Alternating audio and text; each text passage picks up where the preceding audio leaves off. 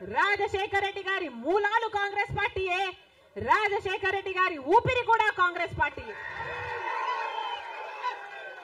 మళ్ళీ చెప్తున్నాం రాజశేఖర రెడ్డి గారిని ప్రేమించే నాయకులైనా, రాజశేఖర రెడ్డి గారిని ప్రేమించే ప్రజలైనా రాజశేఖర రెడ్డి గారి ఆశయాల కోసం నిలబడదాం.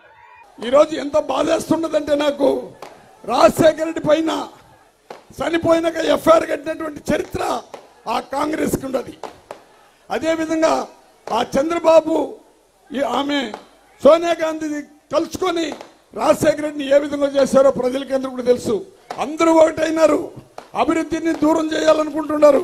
ఆమె ఈరోజు మళ్ళీ కాంగ్రెస్ లో చేరి జగనన్న పైన యుద్ధం అంట.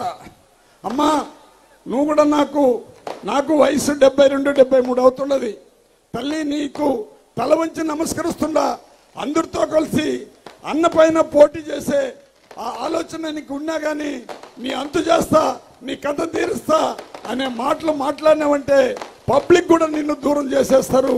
మీ పైన ఉండే ప్రేమ, నేను రాజశేఖర రెడ్డి బిడ్డ అంటున్నావు. నువ్వు నిజంగా రాజశేఖర రెడ్డి బిడ్డ అయితే ఈరోజు ఆంధ్రప్రదేశ్ అభివృద్ధిని ఒక తూరి ఆలోచించు. మీ తండ్రిని ఏ విధంగా చేశారో కాంగ్రెస్ వాళ్ళు ఒక తూరి ఆలోచించు.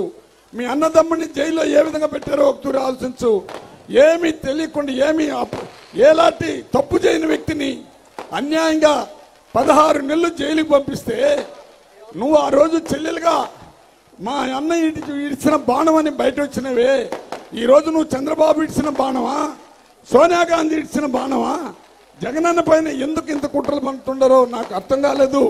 దయచేసి ఆమెకు కూడా నా విజ్ఞప్తి ఉంటే, ఒక జన్మలో ఇంకొక తూరి పుట్టబోయేదిలా. నిన్న నేను చూశాను, మీ అన్నని పిలిచినావు, పెళ్లికి మన నిశ్చితార్థానికి రమ్మన్నావు. ఒక హృదయం ఉన్న వ్యక్తి, ఎన్ని బాధలు వచ్చినా ఒకరిని చెడ్డగా మాట్లాడాలనే వ్యక్తి మీ అన్న.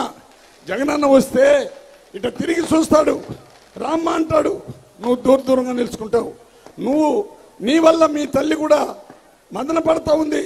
ఆ తల్లి మదన పడితే అది మనకు మంచిది కాదు.